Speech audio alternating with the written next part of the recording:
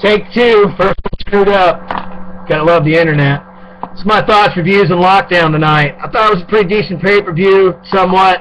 I'll give the overall pay-per-view a 4-star. Let's start from the beginning because we all know what happened at the end, and it's all over the internet. Let's go with the X Division: Chris York, Kazima Ion, and Kenny King. Kenny King retaining against these two. I really didn't see this coming tonight for a 3-way title dance. I really didn't see Chris York coming back in. Pretty high flying here to go, a little bit in and out. Pretty decent. I give the match an overall 3.5. Kenny King retains. I can see a Kenny King and a RVD coming up again, possibly to bring RVD to keep staying into the TNA. Let's move on to Mr. Sleaze and Joseph Parks. Joey Ryan. This is a squash match. It's pointless. I don't know why they did it. It was a pathetic, pathetic display. I mean, come on, seriously. Terrible deal. I don't even know why they did it.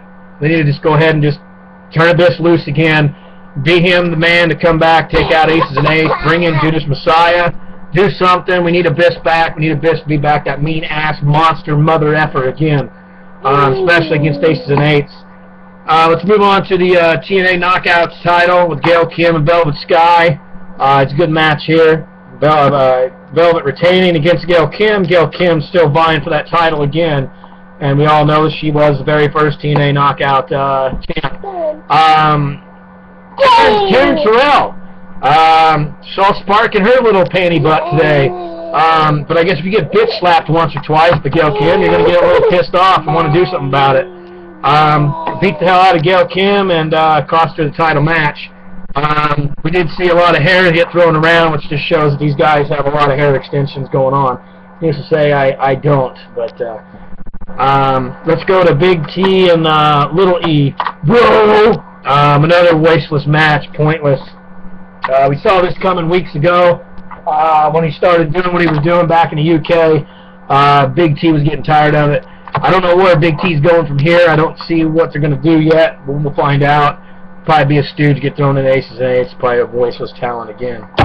Let's move on to the tag team titles with Chavito and Big Mex Hernandez against Kaz Daniels, Double A, and Robert Roode, the It Factor. So let's go ahead and start with Robert Roode, the It Factor. How stupid is Bruce Pritchard, TNA, and Dixie Carter? How would you let one of your biggest stars in your company's contract run out days before lockdown when he's defending tag team titles? Seriously? Bruce Pritchard, that is your job, man. That is one of the reasons why you were hired for TNA. Okay? Seriously, come on.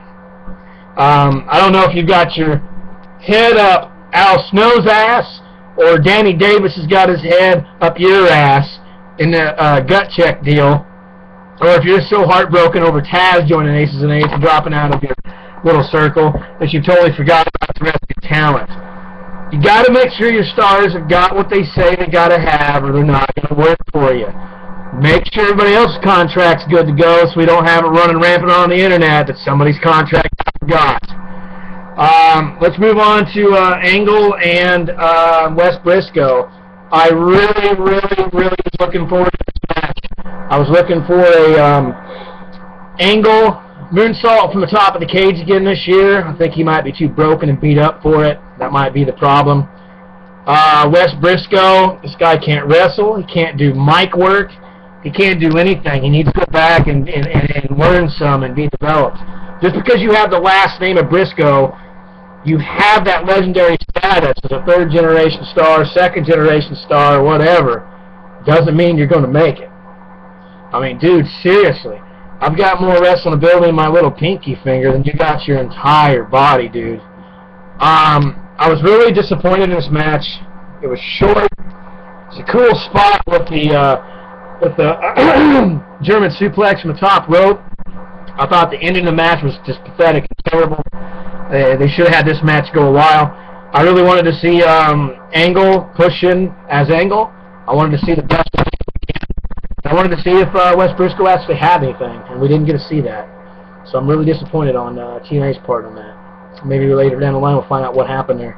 Let's go ahead and move into the Lethal Lockdown match. I thought it was pretty exciting. Of course, we all know Aces and Eights, Team TNA again. I like the fact how Sting didn't get too much involved. He let the younger guys kind of do a little whatever. I like the fact that he pushed Eric Young to be the man to get the win. I did like the suplex, electric chair move. I think that's probably the first time I've seen it that magnitude. That was pretty cool.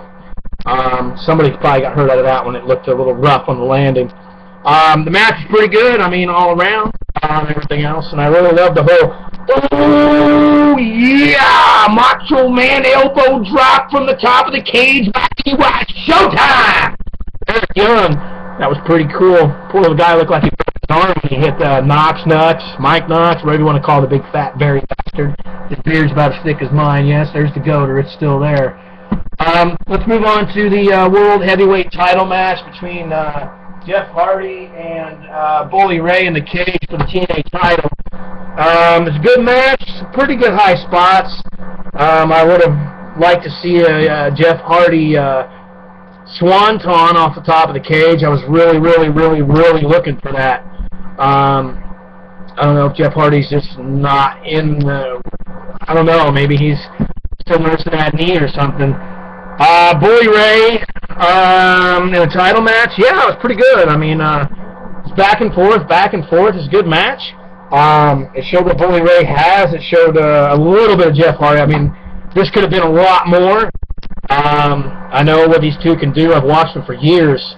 I mean, when I saw Briscoe and Garrett come out, I looked at my wife and said, oh, look, here's the turn of Bully Ray. That didn't happen. And then all of a sudden, here come Hulk Hogan and Little Miss, I have no idea how to act, no matter how much money you pay me, comes out. So I thought something fishy was coming. Hogan's out there saying stuff, and Brooke, and then all of a sudden, Aces and Eights show up. We all saw what happened. We all know. Brooke can't let enough tears come out of her eyes to fill a toilet. My son pisses more than what she was crying on the TNA Lockdown pay-per-view. He pisses that much in his diaper. Hulk Hogan going, no, like some sick Daniel Bryan. Yeah, the goat's still there. I'll say it again. Look at it. It's all luscious and everything else, and you're all jealous because you can't grow a massive beard like me. So, whatever.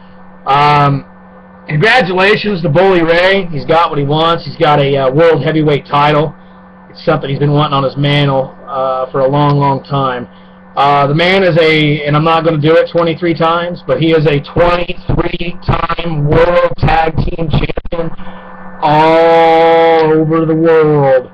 Every major wrestling promotion he's ever wrestled in with Devon, he's been a Tag Team Champion at least multiple times. Team 3D, the Dudleys, I mean, however you want to call it, one of the greatest tag teams of all time. I would say the 23 tag team title reigns of the Dudley Boys is right up next to the 400-plus day reign of Demolition as tag team champions in WWF. Did we see the Bully Ray turn? Yeah, kind of. Did we see that this was going to be a ploy? I mean, I wasn't 100% sold on it happening tonight, but I mean, he got what he wanted. Okay. So we'll see where this takes TNA. We'll see what happens with Aces and Eights. We'll see what goes down the line with Hogan. We all know Hogan's getting back in the ring eventually.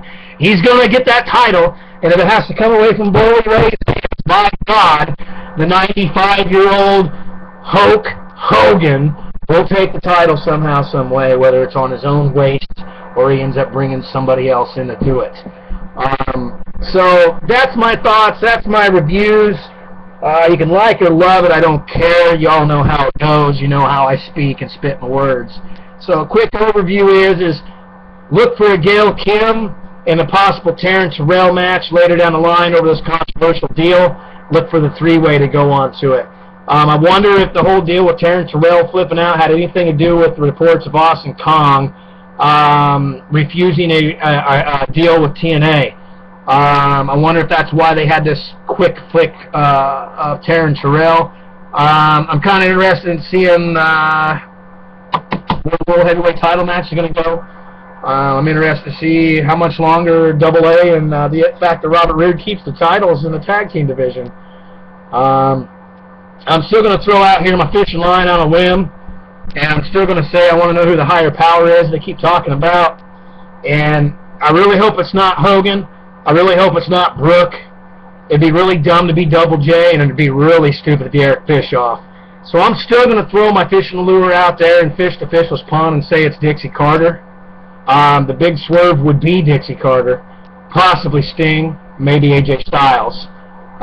Dixie Carter being the higher power and leader of Aces and Eights wouldn't be the biggest swerve as Hogan joining the NWO in '96 Bash of the Beats when he dropped the leg on the Macho Man and threw the world into a complete spin and a complete frenzy when he became the third man for the NWO for life. One of it is, that's TNA Lockdown. Pretty good. Had its falls. Had a decent moment. That's the whole point. So, again, I'm out. Like it, love it, hate it. I don't really care.